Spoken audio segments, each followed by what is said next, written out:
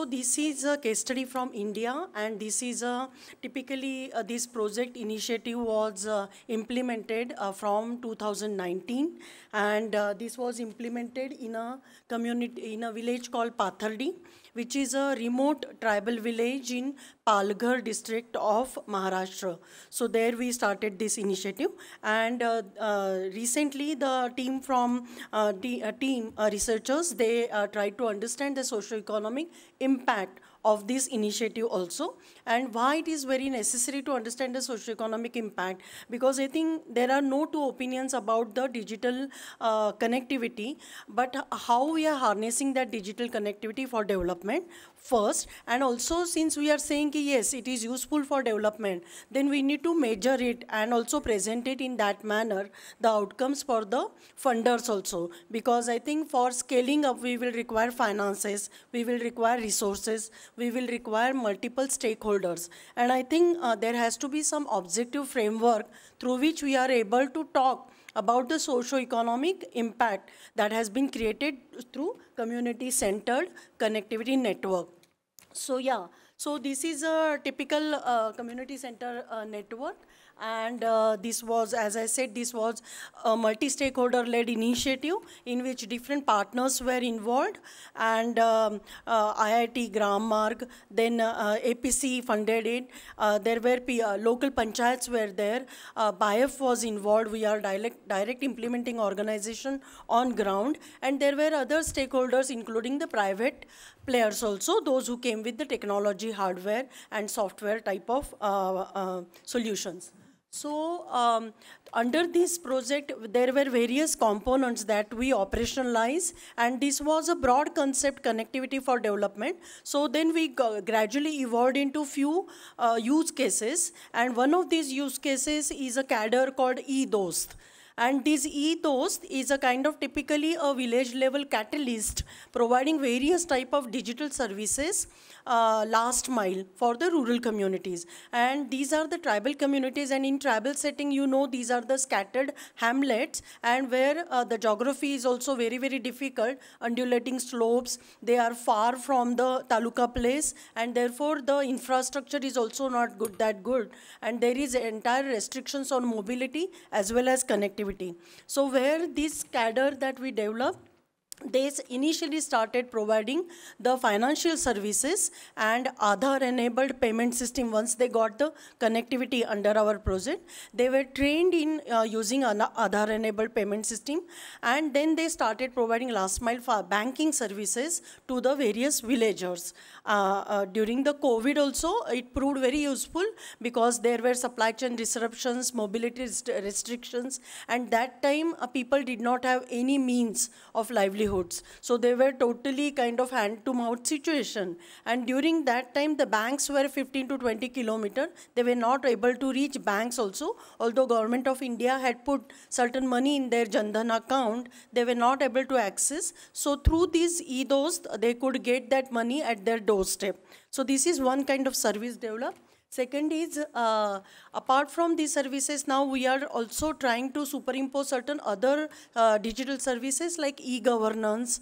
Also, there are many other things like, you know, that also DTH or bill payment, balance inquiry. So small things also people used to go to banks. And for rural areas, for tribals, you can understand if one day is gone, their labor or their wages are gone. So that's the kind of setting it is.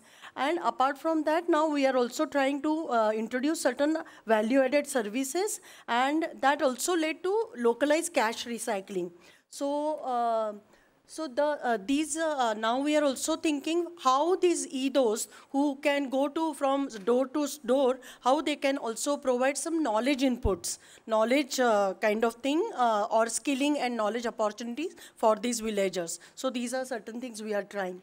Now, yeah, apart from that, you can see the eDost, the digital catalyst is one thing.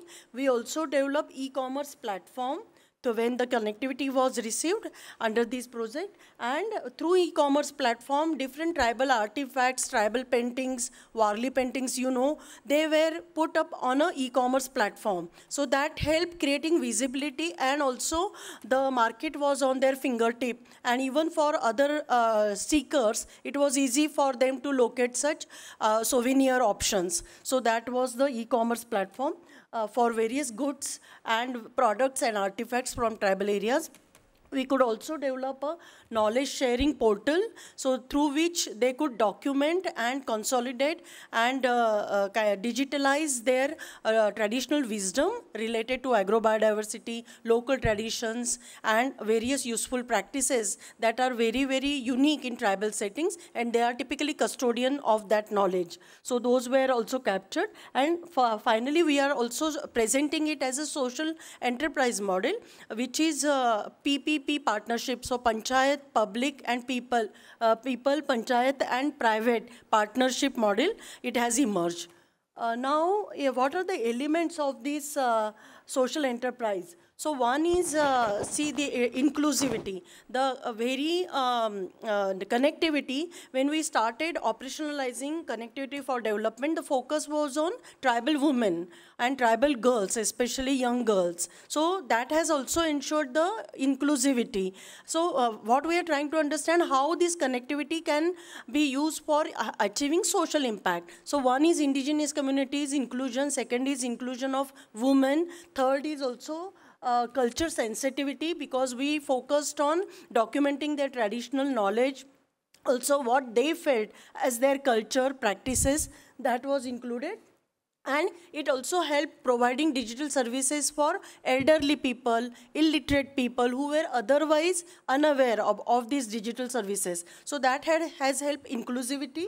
Also, it led to women's centrality and providing some socio-economic gains to women. Skilling and entrepreneurship, as we have seen, all this digital cadre, EDOS, is a cadre which is developed. They are on their own now. It has become a revenue generating model.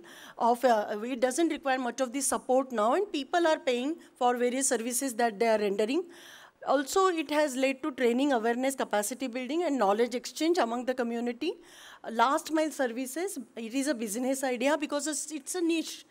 That is also a business idea. It is generating some revenue, and that is why I think we talk about social returns on investment. And yeah, so that is the thing. Now, how we measured these kind of, what type of impact it can create, any kind of initiative. So we try to understand the social impact, economic impact, environmental impact, and also it is a kind of psychological impact. So these are typical framework we can use to assess the impact of any intervention that we do, and these are the kind of impacts. And there are elements identified, like psychologically, people, the tribal women who did not have any voices, they got empowered, or they felt worthiness, they felt ki I can do something. Yeah, sorry. And then environmentally, it has helped reduce carbon footprint also, and it also led to conservation of their agrobiodiversity related knowledge practices. In economic sense, we have seen cash circulation, income, cadre development, and last social impact is dignified livelihoods and also women centrality.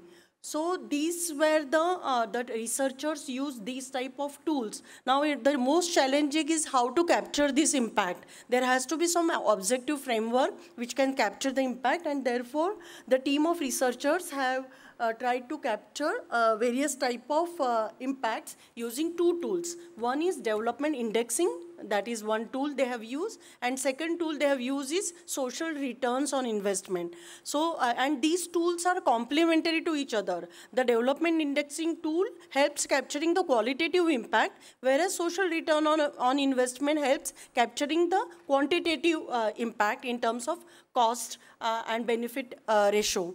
So these were done. And for assessing the development index, they have captured three type of like human development is one aspect that they try to understand on various type of stakeholders.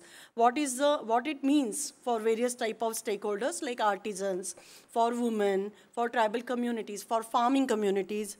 Then economic betterment. In terms of financial empowerment, has it led to some kind of financial empowerment?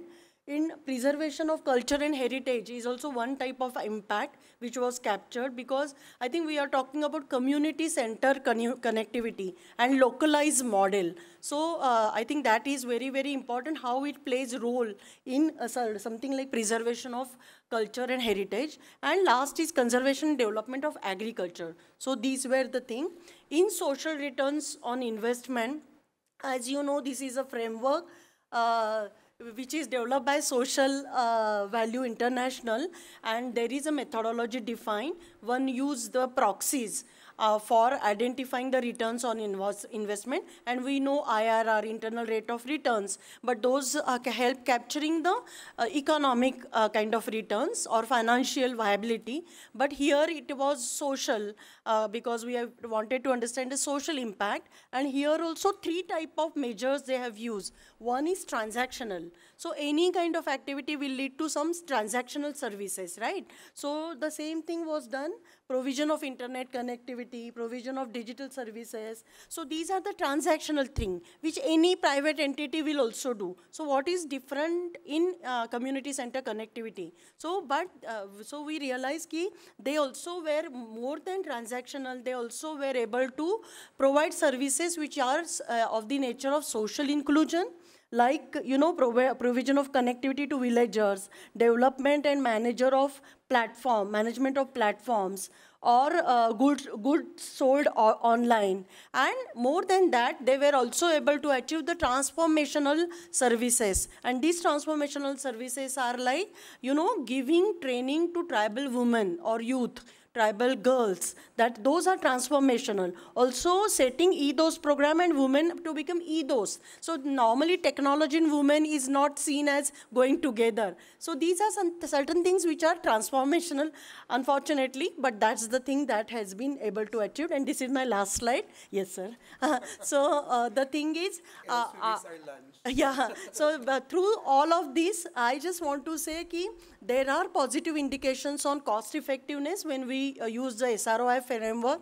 And finally, the study has helped us, although we knew that there are so many good things happen and spillover effects happen, but I think that these two methodologies have said that using the development indexing SROI tool, it is understood that this community center connectivity initiative has made significant social impact on the indigenous communities while also ensuring cost effectiveness. So I will stop here. There are many points to ponder, but one thing we are trying to highlight here is why we need to capture the socio-economic impact, and how community center connectivity can also result into such kind of social, economic and ecological. If we calculate now carbon footprint and all, there could be other values also. So thank you. I don't know if I have crossed my limit, but happy to take questions towards the end of the session. Thank you.